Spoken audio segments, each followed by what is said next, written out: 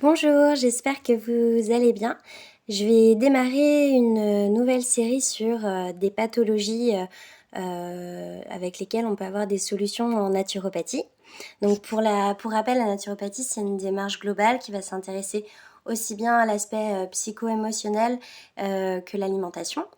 Donc dans ce cadre, aujourd'hui, j'avais envie de vous parler de l'acné. L'acné, du coup, c'est une problématique qui peut toucher aussi bien des adultes que des adolescents, mais c'est vrai qu'en majorité, il y a pas mal d'adolescents qui en font les frais. Au niveau psycho-émotionnel, de ce qu'on peut en dire, c'est qu'il peut avoir un sentiment de rejet. C'est des périodes de transition, l'adolescence, où on a souvent besoin de se sentir reconnu par ses pairs. Et donc, le fait d'avoir beaucoup d'acné, ça montre qu'on a un manque de confiance en soi, déjà, et un sentiment de rejet. Et l'idée, c'est vraiment d'arriver à s'aimer comme on est. Donc, c'est un petit peu ça le message qu'on peut aller travailler. Sur l'alimentation, il y a des axes importants à comprendre. Déjà, il y a un lien fort entre notre bien-être intestinal et les problématiques de peau. Ça, c'est quelque chose qu'on va retrouver en médecine chinoise, en médecine ayurvédique. Hildegarde aussi en parle beaucoup d'un bon nettoyage des intestins pour avoir une belle peau. En tout cas, il y a un reflet, il y a un lien fort entre les deux. Donc, dans les aliments favorables à la disparition de l'acné, on a les aliments qui vont être riches en zinc, par exemple. Donc, je pense à la graine de courge, il y a les huîtres.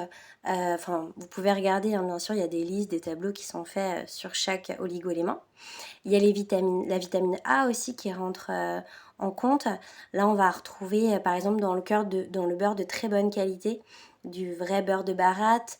On va retrouver dans l'huile de foie de morue, ce genre de produits. On va avoir aussi, vu qu'il y a un lien avec l'intestin, des aliments qui vont favoriser en fait les prébiotiques naturels. Donc je pense aussi à tout ce qui est crucifère. Les choux peuvent avoir un intérêt pour les problématiques d'acné, les navets, ce genre d'aliments. Et puis les aliments qui sont très très riches en vitamines du groupe B. On a tout ce qui est céréales complètes ou demi-complètes qui sont riches en vitamine B. Et ça, c'est aussi une vitamine très importante de la peau et du système nerveux d'ailleurs. Donc intéressant pour travailler sur notre confiance.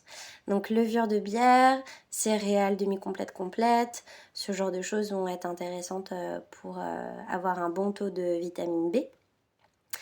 Et après ça, bien sûr, on peut utiliser des plantes. Voilà, moi, c'est quand même mon truc. Donc, il y en a plein de plantes différentes qui peuvent être utilisées pour soutenir les monctoires peau. Parce que la peau, elle va permettre d'éliminer aussi des toxines du corps, comme le foie ou les reins ou les poumons. Et donc, on va avoir le romarin qui va avoir aussi une action soutenante vis-à-vis du foie. On va avoir la pensée sauvage. On va avoir le fumeterre. On va avoir la sauge qui revient aussi pour les problèmes d'acné. Et puis l'utilisation de fumigation de lavande. Ça, j'ai eu des résultats hyper intéressants pour les problématiques d'acné 2 fois par semaine. On peut faire une fumigation à la lavande avec des fleurs de lavande. C'est-à-dire que très simplement, on fait bouillir de l'eau, on met nos fleurs de lavande devant et puis on fait un bain de vapeur avec une serviette au-dessus. On peut le faire 2 fois par semaine pendant 5-10 minutes. Ça va permettre vraiment de désinfecter les boutons, de permettre une meilleure cicatrisation et par l'aspect aussi apaisant de la lavande, c'est intéressant. On peut compléter ça dans la même journée par des cataplasmes d'argile verte qui eux aussi vont venir purifier la peau. Faut pas en abuser non plus parce qu'on a tendance à tort avec l'acné à déshydrater la peau alors qu'en fait elle a besoin d'hydratation, c'est vraiment important. Donc du coup, peut-être pas plus de 2 fois par semaine de l'argile verte et tous les jours on peut mettre une huile de calendula ou le soir au coucher de l'huile de nigel qui a eu des résultats super pour les problématiques d'acné. On peut mettre ça le soir parce que c'est vrai qu'on est un peu gras et l'huile de nigel elle sent fort, elle est piquante, donc si on veut pas être accommodé par l'odeur, on peut mettre ça le soir au coucher. En tout cas, c'est hyper important de continuer à hydrater sa peau, c'est vraiment, vraiment important. On peut aussi penser à bien nettoyer sa peau. Pareil, on peut utiliser des eaux florales. J'aime bien l'eau florale de romarin ou l'eau florale de lavande encore une fois pour vraiment permettre de nettoyer un petit peu la peau. On peut faire matin et soir, il n'y a pas de problème. Et puis sinon, en utilisation interne, en gémothérapie, on peut travailler avec ce lien avec l'intestin, avec les bourgeons de noyer. On peut faire 15 gouttes par exemple le soir au coucher, dans une petite cuillère à café. Il ne faut pas trop la diluer la gémothérapie, soit dans un petit fond d'eau ou dans une cuillère à café. Et on prend ça le soir avant de se coucher. On peut faire un cycle de 3 semaines, une pause d'une semaine, cycle de 3 semaines, pause d'une semaine, et ça pendant 3 mois. Pour faire un bon nettoyage intestinal et ça aura une action favorable au niveau de la peau. Ça peut paraître curieux, mais l'idée c'est vraiment d'avoir une démarche causaliste et pas symptomatique, de pas juste mettre un pansement sur une problématique, mais vraiment répondre à ce qui se passe physiologiquement, d'où vient réellement le problème. Et c'est vrai que l'alimentation va être une clé de voûte au niveau de l'acné. Évidemment, trop gras, trop sucré, ça va poser problème pour régler les problématiques justement d'acné. J'avais envie de vous parler d'une plante en particulier, puisque je ne peux pas vous parler de toutes les plantes, mais si on veut faire un nettoyage profond, par exemple sur un cycle de 3 semaines, là on va arriver vers le printemps, donc en plus c'est une bonne idée de faire un petit nettoyage de printemps. On peut faire par exemple, on peut utiliser la bardane. J'ai choisi cette plante, j'aurais pu en choisir une autre. Donc elle fait partie de la famille des astéracées, donc Arctium lapa. C'est une plante très grande, très intéressante, qui fait des grandes feuilles, il y en a partout par chez nous. Moi j'habite dans les Pays de la Loire, donc voilà, par chez moi il y en a beaucoup. Et donc c'est une plante hyper intéressante, on va utiliser les racines, qui d'ailleurs sont comestibles. Sachez que les racines elles sont comestibles, on peut les manger à l'automne, on ramasse plutôt les racines à l'automne en général. Et c'est un bon petit goût, je dirais un petit peu d'artichaut, c'est pas mal du tout les racines de bardane à consommer en interne. Mais pour revenir sur la partie médicinale, donc c'est encore la racine qu'on va utiliser.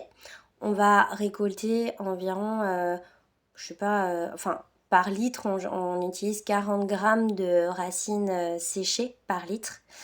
En tout cas, c'est les mesures de Valnet, la proposition de Valnet, 40 grammes par litre. Donc on met la racine dans l'eau froide qu'on découpe avant, avec un couvercle, on laisse bouillir pendant bien 10 minutes et on laisse infuser encore 10 minutes derrière. On filtre, on le met dans une thermos et on boit sa thermos dans la journée. Ça ne se tient pas plus de 24 heures, donc il s'agit bien d'une décoction et on peut le faire sur un cycle de 3 semaines. Ça peut amener une détoxification, donc on peut avoir pendant quelques jours un peu plus de boutons. Faut pas paniquer, ça peut être normal, c'est pas toujours le cas, mais il y a une détox du corps en fait qui va arriver. Et en fait c'est parce que la bardane elle contient des polyacétylènes qui vont avoir un effet antibiotique intéressant. C'est pour ça qu'on peut l'utiliser dans le cas de l'acné. On peut l'utiliser aussi dans les cas de furoncle. D'autres problématiques de peau peuvent être intéressants avec l'utilisation de la bardane. D'ailleurs, c'était une plante qui avait eu un succès fou avec le roi. Je crois que c'était Henri III au 15e qui avait utilisé la bardane pour des problèmes de peau et que ça avait été salvateur pour lui. Alors, elle a une forte réputation et elle fonctionne très bien. Elle est aussi sudorifique, donc elle permet de transpirer. Et le fait de transpirer, ça va être hyper intéressant pour pouvoir aider la peau à se nettoyer. Et donc, ça va nous accompagner dans cette problématique de l'acné. Il y a autre chose, parce qu'en fait, elle va venir, si vous voulez, réguler l'activité des glandes sébacées, la bardane, entre autres. Donc, c'est pour ça qu'elle va être intéressante dans cette action-là, et par voie interne notamment. Autre chose d'intéressant dans la bardane, dans la racine de bardane, c'est qu'elle contient de l'inuline. L'inuline, en fait, c'est une sorte de prébiotique naturel, donc on retrouve encore le lien avec l'intestin. Donc elle va venir réguler en plus le système intestinal, redonner des bonnes bactéries à nos petites bactéries, et puis en plus elle va réguler la glycémie. Donc elle va calmer nos pulsions sucrées qui peuvent du coup poser problème avec l'acné. Donc voilà, c'est un peu une plante qui peut être une bonne piste d'action pour l'acné. Voilà un petit peu pour cette problématique du jour. N'hésitez pas si vous avez des questions. Voilà, et je vous souhaite une belle journée.